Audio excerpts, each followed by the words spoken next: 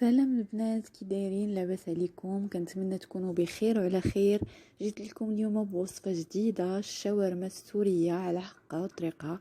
غادي تعجبكم بزاف، كتجي بحال الشاورما ديال المطاعم السوريه، وحتى المقادير ديالها مقادير يعني في متناول الجميع، سهله واي واحد يقدر يديرها. نبداو على بركه الله بالمقادير.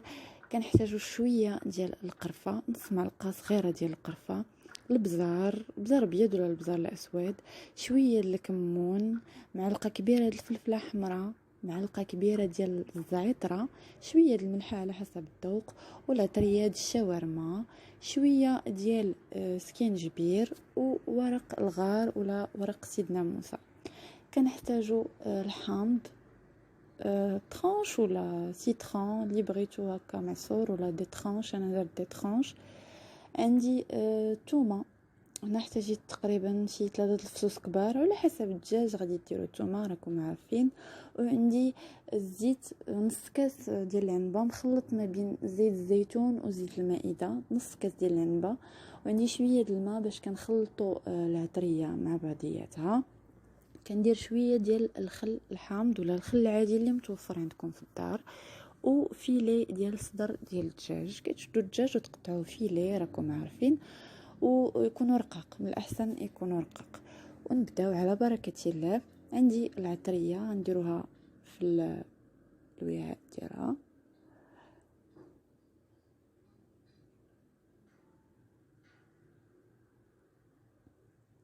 نديرو الثومه،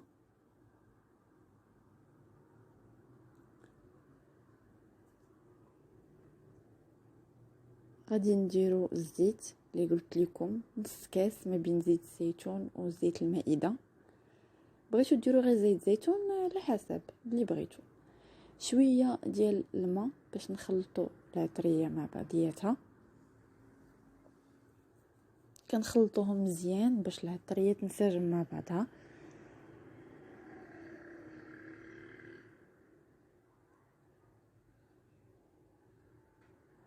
غادي ندير شويه ديال الخل، اللي ما بغاش الخل ما يديروش، يكتفي غير بالحامض. انا كيعجبني المذاق الخل، كيجي فيها زوين وبنين.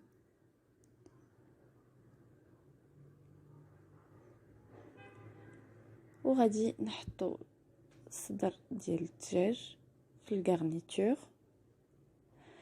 انا كنخليها تقريبا هاد الغارنيتور، كندير الدجاج وكنخليه على الاقل ساعتين حتى 3 سوايع باش هذاك الدجاج كيشرب لينا العطريه مزيان، وقد اللي بقى فيها الدجاج كيشربها وكيجي بنين وكيجي هشيش حتى في المذاق ديالو.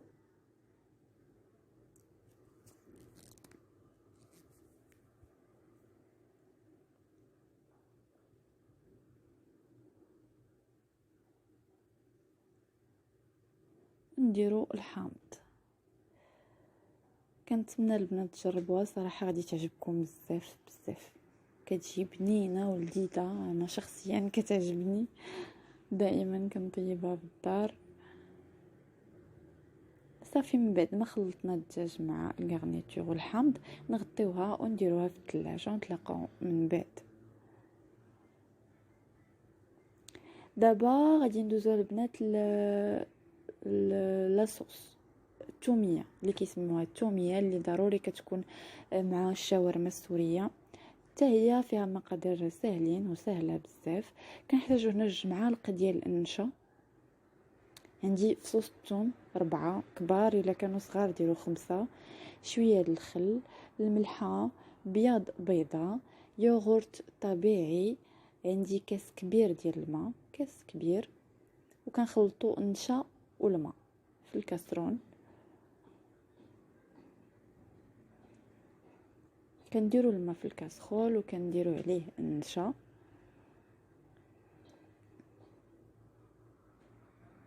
وكنديروه فوق البوطه، وكنبقاو نحركوه حتى كيعقد وكيولي بحال شي كريم.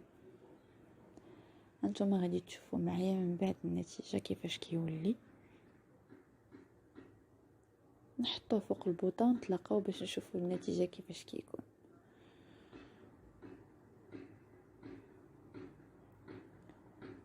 ودائما البنات تحريك فوق البوطه وحنا كنحركو باش كتجيكم بحال هذا الشكل هذا كيف ما كتشوفوا، كتولي بحال شي كريم.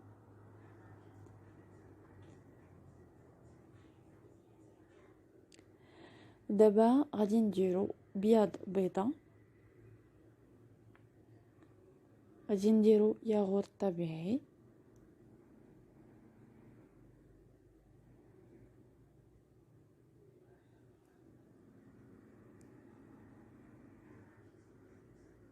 فصوص الثوم، شويه ديال الخل،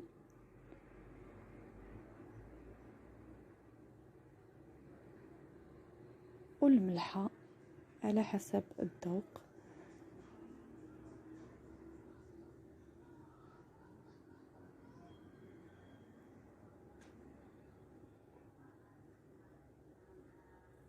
وغادي نزيدو الكريم ديال النشا اللي صوبنا.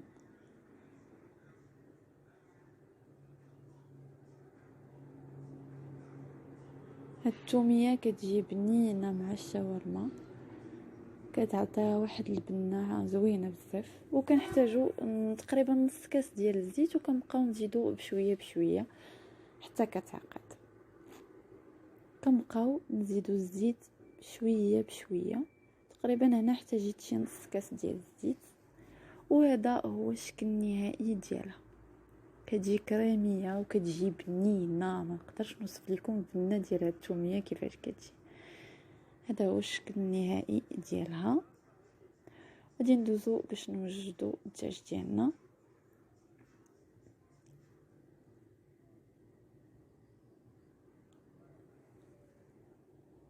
كنحتاج هنا نص بطاطا، قطعوها هكا نص.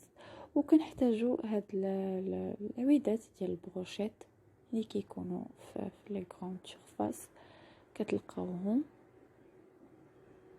انا هنا قطعتها على حسب العلو ديال الفران ديالي، قطعتهم من النص. يعني نتوما الا عندكم فران كبير تقدروا تخليو هذاك العود البروشيت هكا كامل. انا احتاجيت غير النص ديالو حيت الفران عندي صغير. وكناخذوا لي فيلي ديال الدجاج وكنحطوهم فوق هذوك العويدات والبطاطا، كنستفوهم بحال الشاورما اللي كنشوفوا في المطاعم السوريه.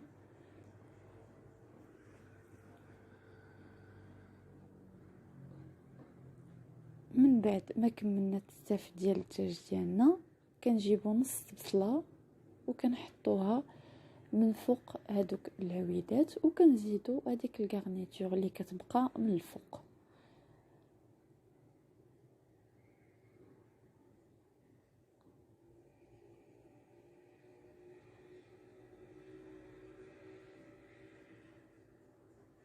كنحطو نص بصله ديالنا من الفوق، وكتعطي حتى البنه ديالها، كتطلق البنه ديالها كتجي زوينه. وغادي نجيبو بابي الومنيوم وغادي نغطيو به هذيك الشاورما ديالنا باش ما تحرقش، طيب على خاطرها في الفران. وغادي نخويو الماء في المول باش هكا ما يتحرقش لينا المول. كنخويو تقريبا كاس ديال الماء كبير، حيت ديجا حنا عندنا النص ديال البطاطا غادي يخلي الدجاج عالي، يعني ما غاديش يوصل ليه الماء. وغادي نخشيوها في الفران، وكتبقاو مره تطلعوا عليها حتى كطيب. وكيكون هذا هو الشكل ديالها النهائي، كتجي بحال هكا. وكنقطعوها بالموس بحال كيف كتقطع الشاورما هكا، طول بالطول كنقطعوها على هذا الشكل كيف ما كتشوفوا. كنبقاو غاديين بشويه بشويه حتى كنكملوا التقطاع ديالها.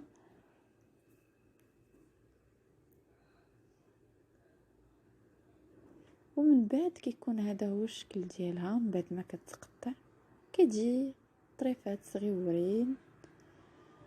وهنا عندي الفرomage الساندويتش ولي فريت ولا صوص ديالنا ديال الثوميه اللي وجدت معكم. هنا انا كندير خبز تورتيلا، الا عرفتو تورتيلا. نتوما تقدروا ديروا اي خبز متوفر عندكم، عيش ولا اللي بغيتيو. انا كيعجبني هاد الطورتيلا كيجي فيها زوين. كناخدو لاصوص الثوميه. انا ما يمكنش ندير شاورما وما نديرش الثوميه صراحه، بنينه بزاف، ما كتشبعوش منها. انا ملي كنصوب هكا في الدار كنولي ناكلها مع اي حاجه ماشي غير الشاورما، كتجي زوينه بزاف الصراحه. وكناخدو الشاورما ديالنا كنديروها من الفوق.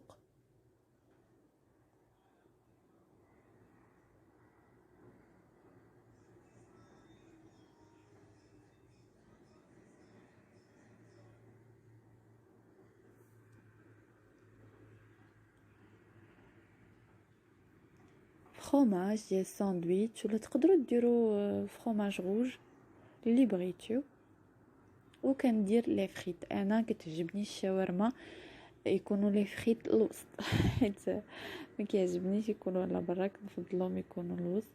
وكنعاودو نزيدو لاصوص على حسب اللي بغيتو ديروها غير لتحت، بغيتو تعاودوها للفوق اللي بغيتو. وكنجمعو خبز الطورتيلا ديالنا على هاد الشكل كما كتشوفوا، وكنديروها في البانيني.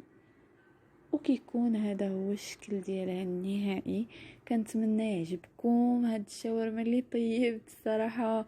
انا كتعجبني بزاف وكنديرها بزاف في داري. كنتمنى تعجبكم بالصحه والراحه، وكنتمنى تدعموني بجيم وسبسكرايب.